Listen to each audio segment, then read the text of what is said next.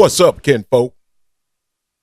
You know, generally when we think about black on black crime, we think that maybe Pookie shot Ray Ray on the project step, or Keisha stabbed Shaniqua at the hair store.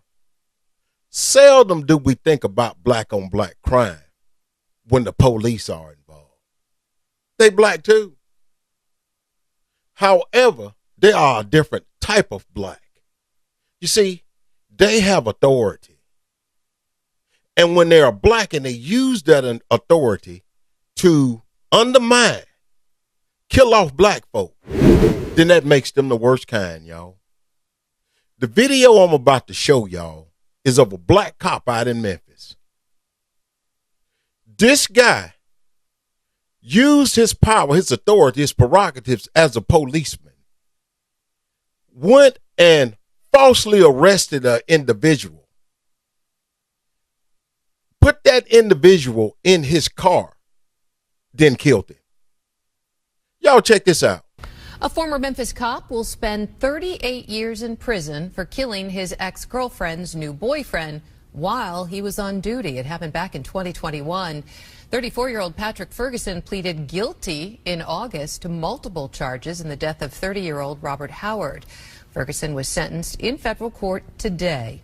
Investigators say he admitted to kidnapping Howard, shooting him in his police car, and then asking a friend to help him dispose of the body. Now, in exchange for this plea deal, Ferguson avoids a life sentence. Now, see, if he took a plea deal, then you can truly understand now why they call policemen pigs. Because this is some pig-like shit, y'all.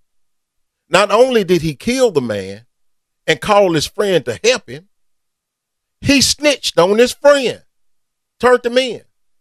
Y'all check this one out. A judge sentenced Joshua Rogers to 56 months in prison, followed by a one-year supervised release for helping a former Memphis police officer cover up a murder. Rogers pleaded guilty to obstruction of justice. Patrick Ferguson, shown here, was convicted of kidnapping and killing this man, Robert Howard, in 2021 while on duty.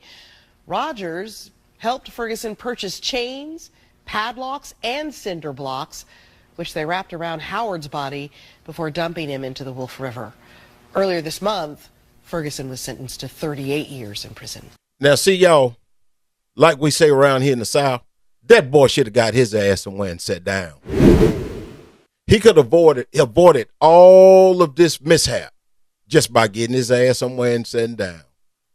Now, he is at fault here, but most importantly, when you consider what he did, he went to help a friend.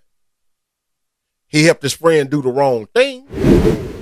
But the cop, y'all, simply conduct unbecoming of a police officer whom we have gave trust and qualified immunity. As a matter of fact, y'all, this is some gangster shit. This is the type of thing that you expect to see on a Godfather Scarface type movie. But yet and still, police have the authority and people still refuse to believe that they would be untrustworthy. They falsely arrest the man,